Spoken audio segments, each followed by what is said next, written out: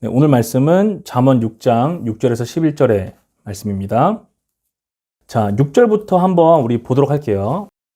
게으른 자여 개미에게 가서 그가 하는 것을 보고 지혜를 얻으라. 개미는 두령도 없고 감독자도 없고 통치자도 없으되 먹을 것을 여름 동안에 예비하여 추수 때의 양식을 모으느니라 라고 하는데요. 사실은 이 말씀이 우리가 뭐 자라면서 들어온 개미와 배짱이 그런 동화에서도 우리가 볼 수 있는 그런 내용이기도 해요. 직관적으로 어떤 메시지를 주는 아이들도 그 이야기를 보거나 듣고 뭔가를 깨닫는 6절에 보면은 개미에게 가서 개미의 방식에 대해서 생각을 하고 지혜를 얻으라 라는 말씀으로 시작을 해요. 그러니까 개미에게 가서 개미를 관찰해, 그러니까 개미가 어떻게 하고 있는지를 보라는 거예요. 한번 착 앉아서 지나가다가 보고 마는 게 아니라 관찰해보는 그런 관찰을 가리켜요. 그래서 지켜보고 개미를 보고 지혜를 얻으라 라고 하는 거죠. 그래서 월트키는 이렇게 말합니다. 이곳의 개미는 팔레스타인 도처에 발견되는 메소르 세미루푸스라고 해가지고 일개미의 일종인데, 그 일개미는 둥지에 곡물을 저장하기 때문에 근면의 사례로 자주 사용이 되었다고 해요. 근면의 사례로. 30장 25절과 이곳에서 개미의 방법, 즉 개미가 하는 방식은 본질적으로 절제와 예지, 근면함, 보다 구체적으로는 분별력 있는 근면을 가르칩니다. 그냥 부지런한 것도 아니에요. 분별력 있는 근면이에요. 분별력 있는 부지런함. 잠언의 지혜는 하나님께 지혜를 구하라고 하죠. 우리가 하나님의 지혜를 간절히 구하고 하나님께서 은혜로 우리에게 부여하시는 그 지혜로 인하여서 깨달음 가운데 우리가 분별하여서 실행에 옮기는 그러한 분별력 있는 근면을 말하는 게 잠언이 말하는 근면함이에요. 그래서 우선 여기에서 우리가 주목해야 될 것은 개미를 관찰함으로 인하여서 지혜를 얻으라 라는 말씀이에요. 그러니까 개미라는 자연에 있는 생명체들을 내가 관찰함으로써 하나님께서 주시는 지혜를 내가 누릴 수가 있다라고도 우리가 볼 수가 있는 거예요. 물론 이 관찰이라고 할 때에는 그 자연에 있는 생명체들인 개미를 그냥 내가 눈으로 보는 것뿐만이 아니라 귀로 들리는 아버지의 가르침, 지혜의 가르침이 있어요. 그러니까 내 눈과 귀가 동시에 일을 해야만 내가 개미를 보고 하나님의 지혜에 맞는 분별력으로 나올 수가 있어요. 무슨 말이냐면은, 예를 들어 제가 자연에 있는 어떤 것을 보고 지혜를 얻는다라고 할 때에 어떤 포식자가 있어요. 제규어나 사자, 호랑이 같은 포식자가 있는, 하이에나도 있죠. 그런 포식자의 행위를 보고 내가 지혜를 얻는다고 할 때에 귀로 아버지의 가르침, 지혜의 가르침을 듣는 그것이 없다면은 그냥 내가 마구잡이로 내 나름대로의 지혜를 생성할 수가 있어요. 자, 포식자를 보니까 약한 자들을 무너뜨리고 물고 뜯어가지고 내 유익을 취해야 되겠다. 내 생존을 위해서라면 약한 자들을 다 짓밟아도 되는구나. 라는 식으로 굉장히 자의적으로 결론을 내릴 수도 있죠. 근데 그것이 복음과 율법의 가르침과는 상반되는 것이죠. 그렇기 때문에 내가 개미를 보는 그 눈과 아버지의 가르침, 지혜의 가르침을 듣는 그 귀가 동시에 열려야 되는 거예요. 그래야 그 개미를 보고 하나님께서 합당하게 여기시는 지혜로운 분별로 나아갈 수가 있는 거예요. 이 개미를 우리가 본다고 할 때 그 다음에도 우리가 말하겠지만 개미들의 삶이 낭만만 있는 게 아니거든요. 그 안에 잔혹함도 있거든요. 더 이상 산란할 수 없는, 더 이상 번식할 수 없는 여왕개미는 밖으로 끌어내어져서 버림받거나 처분당해요. 낭만이 아니죠, 이건요. 그러니까 그걸 보고 내가 지혜를 얻는다고 하면은 그럼 쓸모없는 사람들은 밖으로 내보내가지고 처분해야 되겠다라고 생각하면 안 되는 거죠. 그거는 전혀 복음적인 그 방식이 아니에요. 네, 그래서 보는 것과 듣는 것, 그 두 가지 모두가 매우 중요하다는 것을 우리가 생각해 볼 수 있습니다. 자, 7절에 지도자가 없다, 그리고 두령도 없고 감독자도 없고 통치자도 없다라고 하는데, 그 개미에 대한 이러한 묘사는 물론 현대과학에 의해서 참이 아니라고 이제 밝혀졌죠. 그런데 사실은 또 우리가 조금 더 개미 개체적으로 본다면 보통 이제 일개미들이 수개미하고 여왕개미의 어떤 교배를 통하여서 유정란으로 나오는 그 암컷개미라고 해요. 암컷개미들. 근데 그런 일개미들이 이제 여왕개미가 분비하는 어떤 물질 때문에 생식하는 어떤 그런 데서 중단된다고 해요. 그래서 일만 하는 거예요. 여왕개미를 위해서 일만 하는 건데, 그렇게 보면 여왕개미가 일개미들을 컨트롤하는 것처럼 보이기도 하죠. 그러니까 일개미가 굉장히 컨트롤 당해서 일만 하게 되는 그런 것처럼 보일 수도 있어요. 그래서 무조건 헌신한 것처럼 보이지만 또 개체적으로가 아니라 유전자적으로 본다면은 일개미들은 자기들의 유전자의 확장을 위해서 오히려 여왕개미를 사육한다고 볼 수도 있어요. 왜냐면 일개미들이 수개미로부터 받은 유전자 100%, 여왕개미로부터 받은 유전자 50% 합해서 75%의 유전자를 이제 그 일개미가 산란을 하게 되면은 거기에서 50% 깎여요. 유전자의 그 생존이. 근데 여왕개미가 계속 나오면은 나와 같은 75%의 유전자를 더 많이 번식시킬 수가 있어요. 그렇게 봤을 때 오히려 일개미가 여왕개미를 사육을 하고 나의 유전자를 더 많이 번식시키고 보존하는 방식으로 행동하는구나라고도 볼 수가 있어요. 그리고 뭐 더 이상 번식할 수 없는 여왕개미를 밖으로 끌어내가지고 처분하는 어떤 그런 것까지 있는데, 그럼 이렇게 보면은 또 굉장히 이기적인 생각으로 기울 수가 있죠. 개미를 관찰하고 지혜를 얻는다고 한다면. 근데 그런 것을 말하는 게 아니죠, 지금. 현대과학에서 말하는 이런 부분은 현재 잠언 구절에서 말하고자 하는 부분을 우리가 볼 때에는 별 관련은 없는 사안이에요. 하지만 좀 더 발전된 정보를 통해서 볼 수 있는 부분이 있긴 있습니다. 그래서 위에서 말한 대로 만약에 현대적인 지식을 활용해서 개미를 관찰함으로써 지혜를 배운다고 한다면 철저하게 이기적인 방식의 삶이 맞다고 얼마든지 말할 수 있는 거죠. 즉 예를 들어서 하나님의 말씀, 예수 그리스도의 복음과 하나님의 율법이 없이 내가 그저 개미를 관찰하면서 지혜를 얻는다라고 한다면 이런 말도 가능해요. 첫 번째, 나와 유전자를 1도 공유하지 않는 이웃들을 위해서 헌신할 필요는 없다라고 생각할 수 있어요. 유전자의 보존과 번식이 중요하다면. 그러니까 그 이웃들을 위해서 내가 헌신하거나 내 지갑을 열거나 도움을 줄 필요가 없죠. 철저하게 이기적으로 살아야 되죠. 그렇게 되면. 그리고 내가 가장 관심을 두어야 하는 것은 어떻게 하면 나의 유전자를 후대에 남겨서 번식시키는가에 있겠죠. 그렇게 생각하면. 그러니까 나와 유전자를 공유하지 않는 어떤 사람들의 결국 그 사람들이 어떻게 되는 것, 그런 것들은 나의 관심이 없는 대상이 되겠죠. 그리고 세 번째로는 내가 열심히 일하는 이유는 뭐가 되겠어요? 나의 유전자를 공유하는 개체들을 도와서 그들이 살아남고 이 땅에서 생존할 수 있도록 하는 데 있겠죠. 그 이상 그 이하도 아니게 되는 거예요. 그런데 이것은 예수 그리스도의 복음과 하나님의 율법의 정신과는 매우 그냥 대치돼 버리는 그런 이야기가 되는 겁니다. 그래서 들음이 중요해요. 듣는 것. 하나님의 말씀을 경청하여 들어서 마음에 새기는 일이 중요하다는 거예요. 그리스도께서는 오히려 이렇게 말씀하시죠. 이 제한되고 소멸되어가는 이 땅에서 나의 유전자를 살아남게 하기 위해서 발버둥 치는 삶을 사는 것이 아니라 오히려 나의 유전자가 이 땅에서 모두 사라진다 하더라도 취해야 할 영원한 생명이 있다고 말씀하세요. 반대예요. 오히려 사도 바울은 뭐라고 말하죠?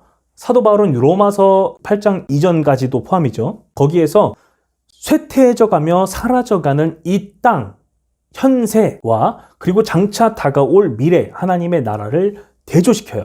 그래서 육체와 성령으로 대조시키는 게 현세와 다가올 하나님의 나라의 대조예요. 그래서 로마서 8장에서 바울은 이렇게 대조를 시키고 있는데 버크라는 신학자는 다음과 같이 설명을 합니다. 하나님의 아들의 부활에 계셨던 성령 하나님, 그 성령 하나님은 새로운 성령의 시대의 도래를 알린다라고 하면서 그와 같은 방식으로 이전에 생명을 줄 수도 없고 완벽하게 지킬 수도 없는 율법의 시대를 가리운다라고 해요.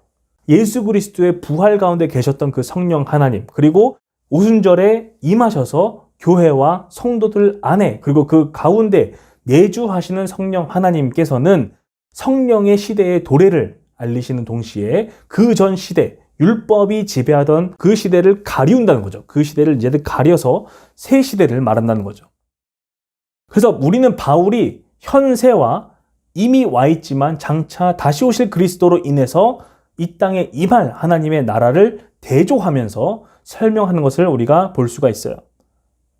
자, 다시 본문으로 돌아와서 7절은 일을 분배하고 지도하고 감독하고 전체적인 질서를 유지하는 감독관의 존재가 없다라는 것. 개미들에게 그러한 것이 없다라는 것을 강조하고 있어요. 이게 강조점이에요, 지금요. 즉, 감독관이 없지만 개미들이 일하는 데 있어서는 하등 문제가 되지 않는다는 얘기예요. 즉, 누군가가 나를 감독해야만, 누군가가 내 등에 채찍질을 가해야만, 누군가가 나에게 명령해야만 움직이는 것이 아니라 그런 것이 없이도 내가 알아서 움직이고 할 일을 부지런히 하는 그 개미의 모습을 관찰하고 있는 것이에요. 그래서 월트키는 관리라는 단어, 쇼테르라는 단어인데 이것을 기록하다, 사람을 모으다 라는 뜻의 아카드어에서 차용한 단어로 설명합니다. 그러면서 지역 행정관이란 관리를 가리킨다고 해요. 그래서 이집트 관리들은 이스라엘 백성들에게 일을 시켰죠. 우리 출애굽 전에 통치자 모셀이라는 단어는 원래 부하의 행위를 감독하는 자를 가리키는데 이 동사는 이것과 다른 여러 구절에서 일반적인 의미를 갖고 또 다른 의미에서는 정치적인 의미가 있다고 해요. 그래서 개미는 노동의 성격과 시기에 따라서 조직화하고 일이 완성될 때까지 지켜보는 외부의 지도자를 가지기보다 하나님께서 주신 질서 있는 노동의 지혜를 소유한다라고 설명합니다.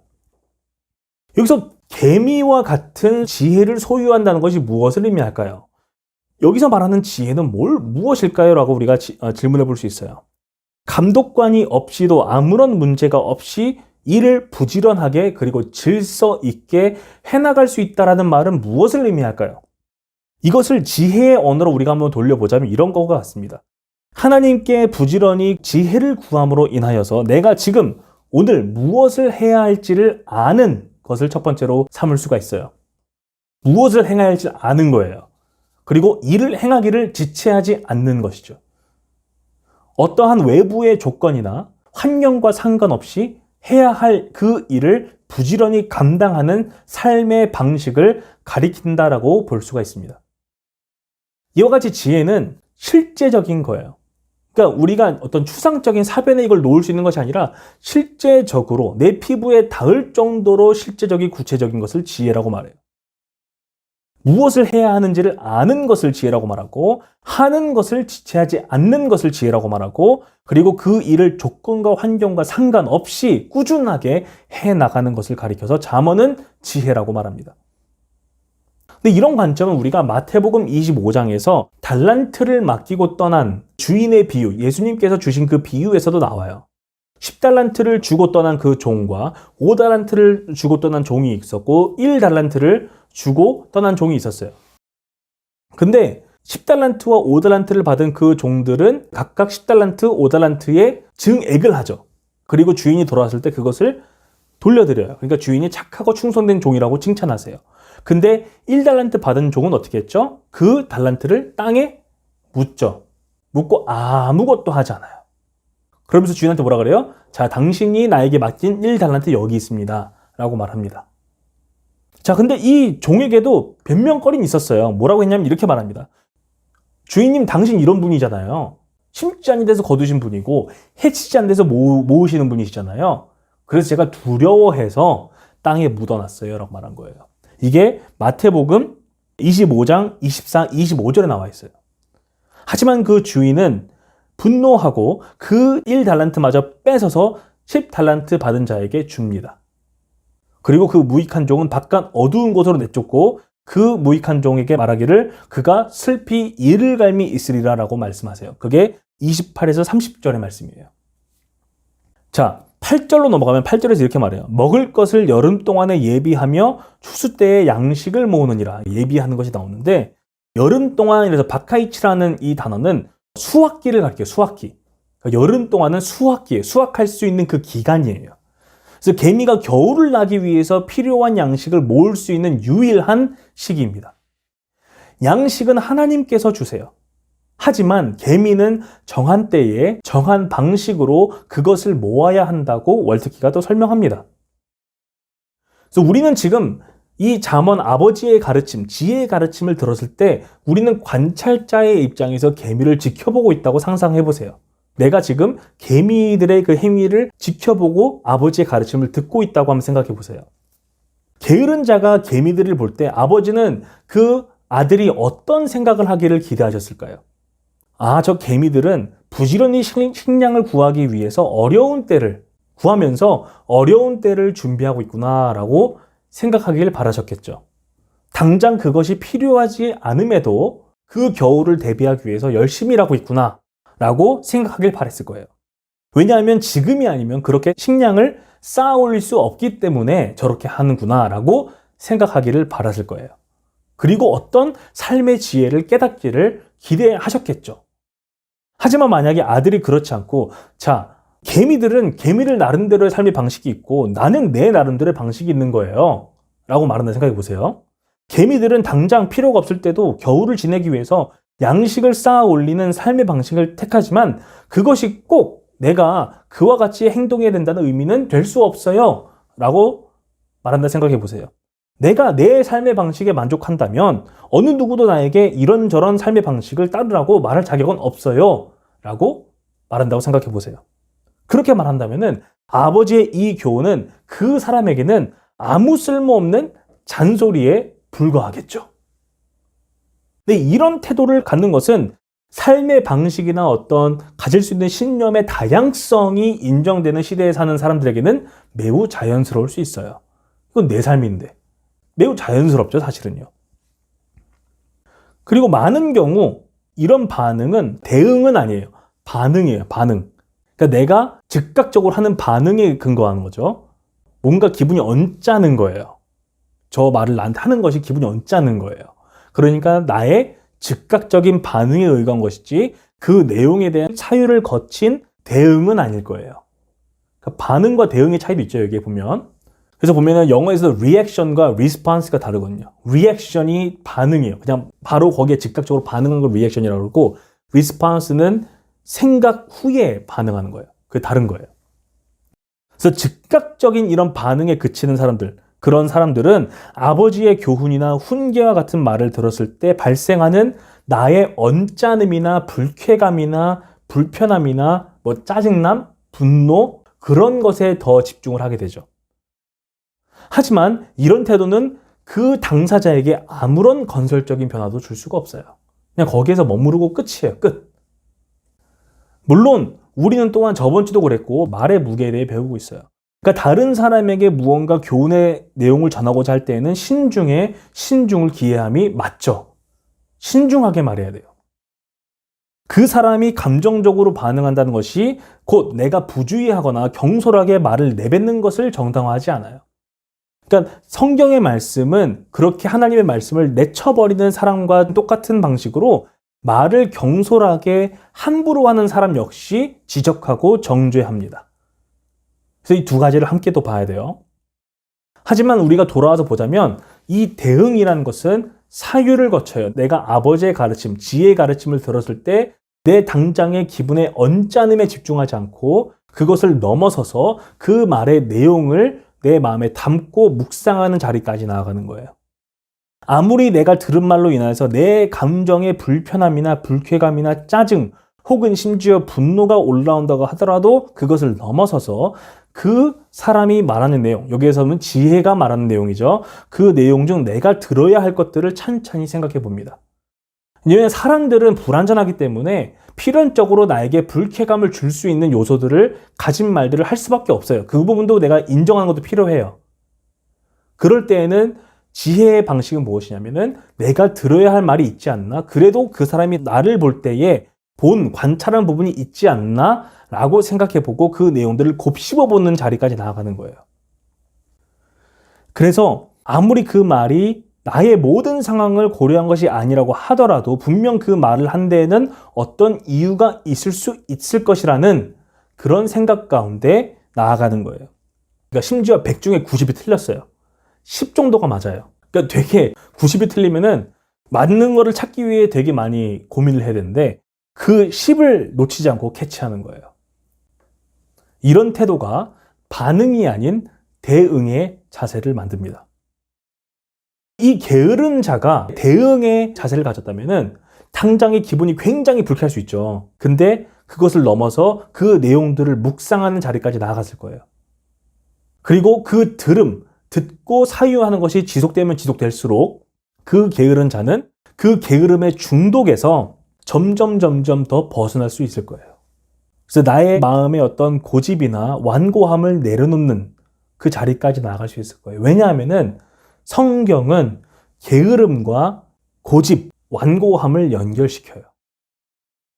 자, 9절에 11절 다루고 그 다음에 마무리하도록 하겠습니다. 자, 게으른 자여 어느 때까지라고 하는 이것은 비난조의 질문이에요. 이 질문은 무엇을 의미하냐면은 수확할 수 있는 기간이 정해져 있다는 거예요. 영원히 미룰 수 없다는 거예요. 시급히 결단력 있는 행동을 하지 않으면 심판이 임할 것이라는 사실을 가정한다라고 해설하고 있습니다. 수확할 수 있는 기간이 정해져 있다는 것을 우리가 생각해 보면 그냥 마냥 누워 있으면서 수확할 수 있는 모든 그 기회들을 놓치고 있을 수 있는 그 기간마저도 영원하지 않다는 거예요. 그리고 나면 곧 겨울이 오죠. 수확할 수 있는 기간이 내일도 모레에도 계속 있을 것이라는 생각은 어디에서 나올까요? 그것은 곧 나라는 불완전한 존재가 내일과 모레와 또 앞으로 어떻게 될지를 결정할 수 있다는 생각이나 신념에 근거하는 거죠. 내일도 이러할 것이고 모레도 그러할 것이고 일주일 뒤도 똑같을 거야. 어떠한 재해도 없을 것이고 폭우가 내리거나 가뭄이 들거나 그런 거 전혀 없을 거야. 똑같을 거야 라고 가정을 하고 신념 체계를 세워서 행동할 때 가능한 반응이에요. 미루는 그런 행위에는 그게 들어가 있어요.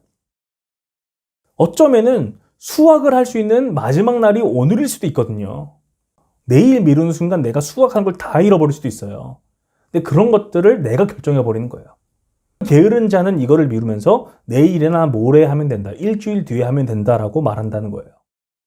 게으른 자는 오늘 나에게 들려오는 하나님의 음성을 무시하고 그것을 나중으로 미루겠다라고 말하면서 그저 아무것도 안 하는 상태에 머무릅니다.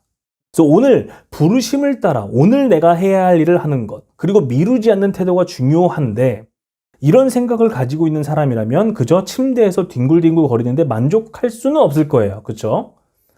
10절에 보면은 좀 더 자자, 좀 더 졸자, 손을 모으고 좀 더 누워있자 하면 손을 모으고 누워있는 그 행동을 잠을 자기 위한 행동이에요.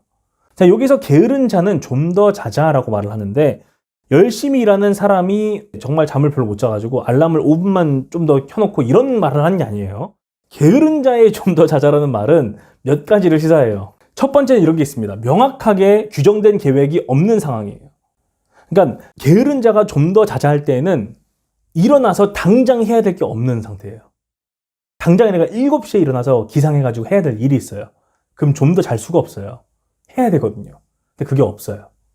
명확하게 규정된 계획이 없거나 정한 계획이라 하더라도 내가 무시하거나 미뤄도 된다라고 생각을 할 때 좀 더 자잘한 말을 할 수가 있어요. 두 번째는 잠에서 일어나 마주할 현실이 무겁게 느껴질 때 좀 더 자잘하고 할 수가 있어요. 조금 다른 태도죠. 조금 다른 맥락에서 하는 얘기인데 내가 마주한 현실이 내가 생각하던 이상과 너무나 큰 괴리감을 보여요. 그럴 때에 현실이 무겁게만 느껴지죠. 소망도 별로 없고. 보통 많은 심적인 고통과 번민이 이런 괴리감에서 많이 나온다고 해요. 내가 그리는 이상과 내 현실의 대조를 할 때 번민이나 마음의 고통 가운데 놓인다고 합니다. 그리고 게으름 자체에 익숙해져 버린 상태. 잠이 주는 아늑함과 꿈을 꾸는 그 즐거움에 익숙해져 버려서 그 아늑함과 즐거움에서 벗어나기가 싫을 때 좀 더 자자라고 말을 하게 되죠.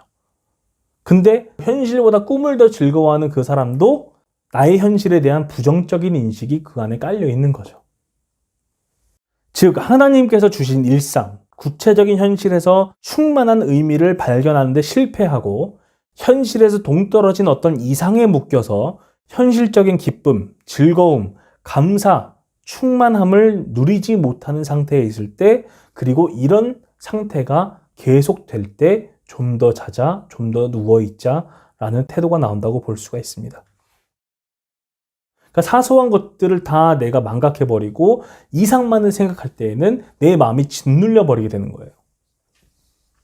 그래서 월트키는 이렇게 말합니다. 잠은 게으른 자의 결정적인 특징이다라고 말하면서 게으른 자에게 있어서 잠은 단지 세상과 마주치기 싫어하는 현실 도피일 뿐이다 라고 말해요. 일하는 자의 달콤한 잠을 또 잠언은 말해요. 전도서도 말합니다. 이거는요. 그와 대조적으로 게으른 자의 마취제와 같은 잠은 삶의 고통을 벗어나기 위해 더 많은 잠을 찾을 수밖에 없다라고 말해요. 잠에 취하기 위해서 팔짱을 끼고 눕는 그 몸짓은 일하기 싫어하는 미련함을 잘 드러낸다라고 말하고 있습니다. 이거와 연관된 그 구절로 우리가 잠언 26장을 한번 가볼게요. 13절에서 16절 말씀을 보겠습니다. 여기서 마지막 절에 나오죠. 게으른 자는 지혜롭게 대답하는 7사람보다도 자기 자신을 더 지혜롭게 여겨요. 그 말이 여기 나오는데 13절부터 우리 보겠습니다. 13절의 말은 의미심장합니다. 게으른 자가 말하는 내용이 저 길에 사자가 있다는 거예요. 그래서 나가지 않겠다는 거예요. 그러니까 너 침대 밖으로 좀 나와. 밖에 좀 나와. 아니야, 저 밖에 사자 있어. 그러니까 무서운 사자가 거리를 돌아다니고 있기 때문에 나는 집 밖으로 나갈 수 없다라고 말하는 거예요. 트램폴 롱맨은 이렇게 설명해요. 팔레스타인에서 사자가 그리 많지 않았다고 합니다. 그래서 그저 집을 나가지 않겠다는 생각을 뒷받침하는 변명에 불과한 것이다라고 말을 해요. 근데 사자가 있긴 있어요. 있긴 있는데 많지 않아요. 그러니까 거의 보기 힘들어요. 근데 있긴 있거든요. 그러니까 게으른 자는 밖에 사자 있어. 그러니까 안 나가. 그렇게 말하는 거예요. 게으른 자는 맞닥뜨리기는 쉽진 않지만 혹시라도 있을지 모르는 사자의 존재를 언급하면서 밖에 나가서 일하기를 거부하는 거예요. 그런데 이런 태도는 생각은 거창하게 하지만 결국에는 아무것도 하지 않는 마음가짐과 일맥상통해요. 그러니까 내가 생각은 거창해. 난 많은 것을 꿈꿔요. 근데 너 그러면 밖에 좀 나와. 아니야, 밖에 사자가 돌아다녀. 라고 말하는 거예요. 그러니까 이런 사람은 자기 자신이 거리에 나가면 발생할 일, 즉 사자가 나타나 나를 공격할 것이라는 그 일을 기정사실화하는 거예요. 그 누가 그 결정해요? 자기가 결정하는 거예요. 밖에 나가면 사자가 있어. 그러면 그게 왜 나갈 이유가 되지 않아요? 나를 공격할 거야. 라고 생각하는 거예요. 그리고 이걸 고정된 시나리오로 딱 결정해버려요. 결국에 이 게으른 사람은 사자가 나를 공격할 것이기 때문에 밖에 나가지 않겠다라는 결론을 내려요. 다시 말해서 아무것도 하지 않겠다는 말입니다. 근데 이거는 굉장히 기계화된 현대사회를 살아가는 우리들에게도 스며들 수 있는 태도예요. 기계들은 문제를 처리하거나 직무를 수행함에 있어서 어떤 우연적인 요소들을 거의 허용하지 않습니다. 그래서 저도 마음 놓고 줌을 이렇게 켜놓을 수 있는 거예요. 예배를 위해서. 예배가 되게 중요한데 줌으로 예배를 드릴 수 있다는 것은 내가 이 기술을 신뢰한다는 거예요. 그 정도로 오차의 범위가 매우 좁죠. 그래서 기계에 둘러싸여서 기계적인 방식으로 돌아가는 장비들과 시스템에 힘입어서 매일매일 삶을 살고 있는 현대인들은 오히려 인간이 주는 혹은 인간적인 것들이 주는 우연성의 요소, 변화의 요소, 혹은 임의성의 요소를 두려워하는 경향을 갖기가 쉬워요. 그냥 우리가 기계에 절어 있는 거예요. A를 넣으면 B가 나오는 그러한 삶의 방식에 너무 익숙하기 때문에 A가 나오는데 B가 나오지 않는, 그건 인간은 그럴 수 있거든요. 그 인간에 대해서 오히려 두려워하는 경향을 갖기가 쉬워요. 그러면 더 밖으로 나가기 싫겠죠. 왜? 밖에 사람들이 있거든요. 저 사람이 나를 해칠 거야. 근데 그런 생각도 우리가 해볼 수가 있는 거예요. 그렇기에 이런 사람들은 자기에게 무조건적이고 기계와 같이 변화가 없는 반응을 보이는, 즉 변수가 거의 없고 임의적이지도 않고 우연적이거나 변화가 심해서 나의 짜증이나 분노를 유발하지 않는 대상을 매우 좋아하는 경향을 보여요. 이 중에 대표적인 한 대상이 제 생각에는 바로 강아지입니다. 왜냐하면 적어도 나에게는 일관적이거든요. 그렇잖아요? 나에게는 일관적이에요. 사람처럼 변수를 내가 생각해야 되고 짜증을 내고 할 필요가 없어요. 어제가 세계 강아지의 날이었죠. 네, 강아지는 매우 우리에게 주신 하나님의 선물이지만 현대인들에게 강아지가 주는 그 이미지는 어떻게 보면 굉장히 기계적인 것들에 물들어 있고 절어 있는 그런 현대인들의 마음을 대변하는 걸 수도 있어요. 다른 사람들은 몰라도 그 강아지는 나에게는 일관적이기 때문이에요. 배신하지 않는다고 하잖아요. 왜냐? 배신이 두려운 거거든요. 물론 AI가 적절하게 탑재된 로봇도 그와 같은 위치를 차지하게 될지도 모르겠습니다.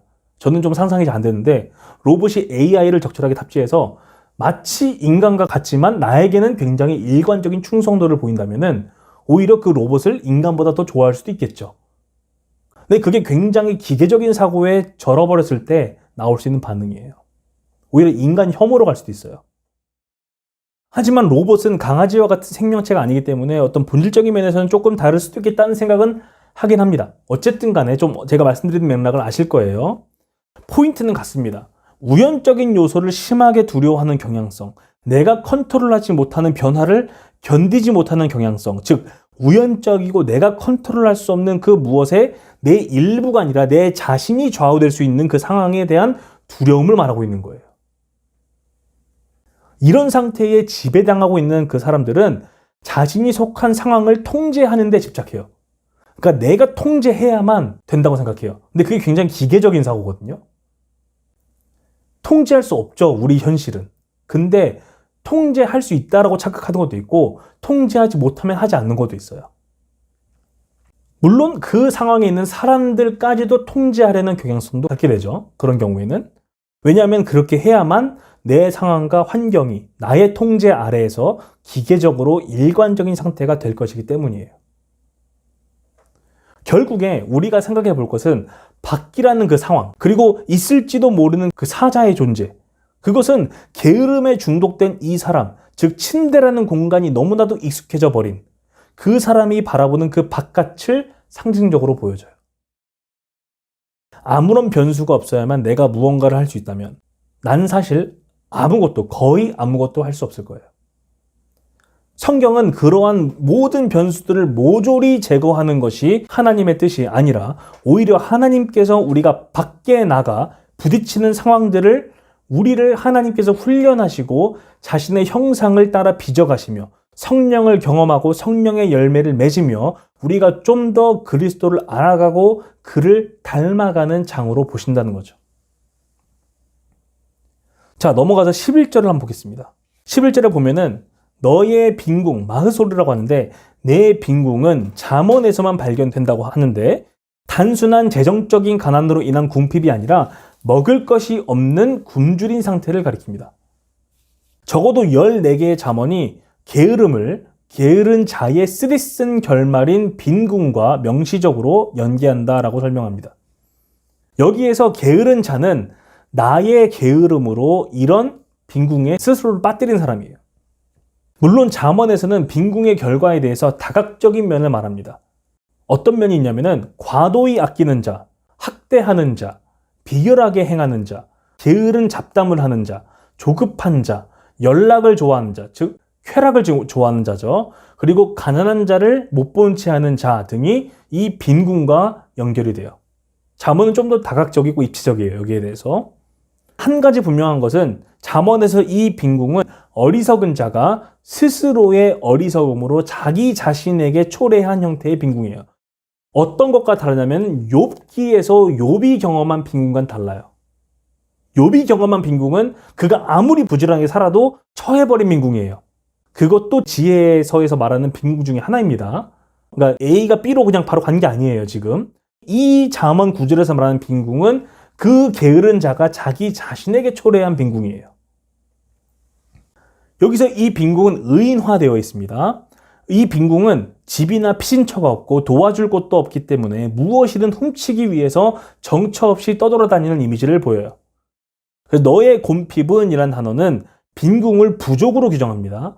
이거는 먹을 것이 핍절하여서 거의 죽게 된 상황을 가리켜요. 너무나도 비참한 상황이에요. 즉 게으름에 중독이 되어서 마음을 완고하게 하면서 저 지혜를 말하는 7사람보다 내가 더 지혜롭다라고 말하면서 밖에 있을지도 모르는 사자의 위험을 변명거리로 삼고 침대에만 붙어있는 이 사람은 결국 극심한 빈궁의 상태를 가리키는 이 곰핍의 상태에 처한다는 거예요. 그렇다면 이 곰핍의 상태에 처한다면 그 게으른 자가 각성할까요? 그때 가서야 그럴 가능성은 매우 적다는 거죠. 오히려 그 곰핍의 상태에 처하면은 현실에 대해서는 자포자기하는 상태에 놓이고 그저 과거에 좀 더 나았던 때를 회상하면서 그냥 살 거예요. 그럴 확률이 높죠. 현실을 부정하고 자기 자신의 상태에 대해서는 어떤 환상을 끊임없이 주입하는 상태에 놓일 수밖에 없게 되겠죠. 물론 부지런히 사는 사람도 극심한 궁핍에 처할 수 있습니다.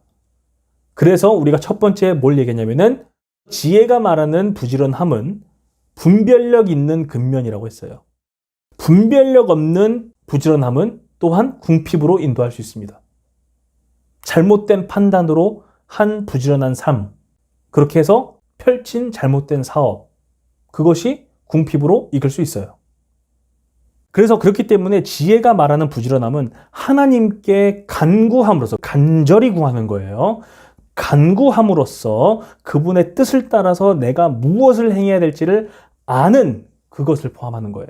이걸 위해서는 우리가 간구해야 돼요.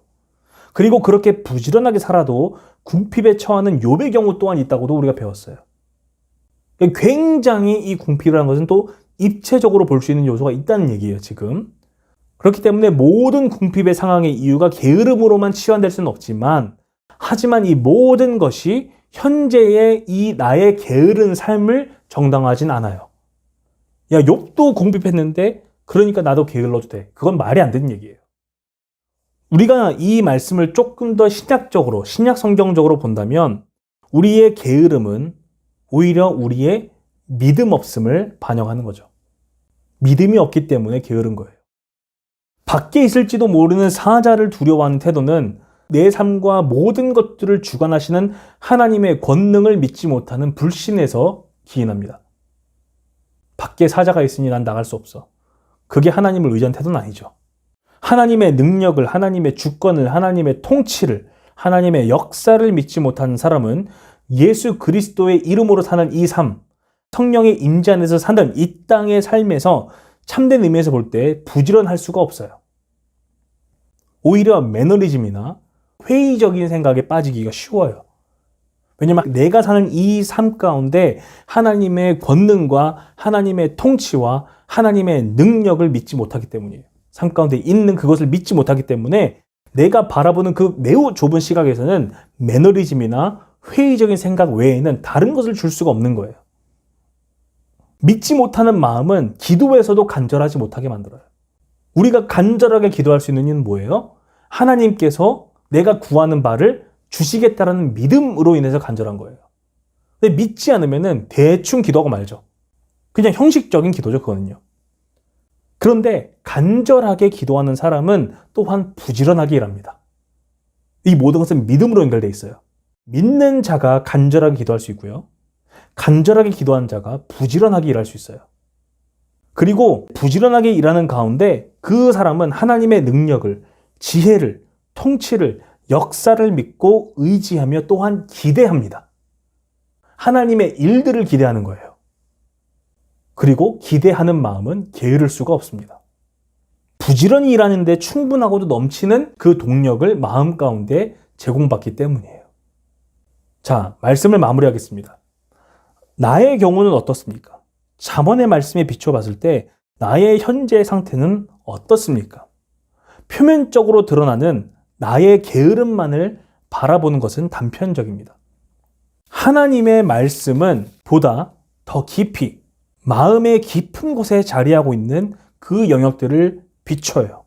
오늘의 말씀은 나에게 무엇을 말씀하고 있습니까? 나의 마음의 어떤 부분들을 자극하고 어떤 부분들을 깨워서 일으키고 있습니까? 부지런함으로 돌이키고 그리고 부지런함 가운데 나아가는 데 있어서 나는 무엇을 지금 간구해야 합니까? 부지런함으로 회복되는 우리 모두가 되기를 간절히 소망합니다. 기도하고 마무리하겠습니다.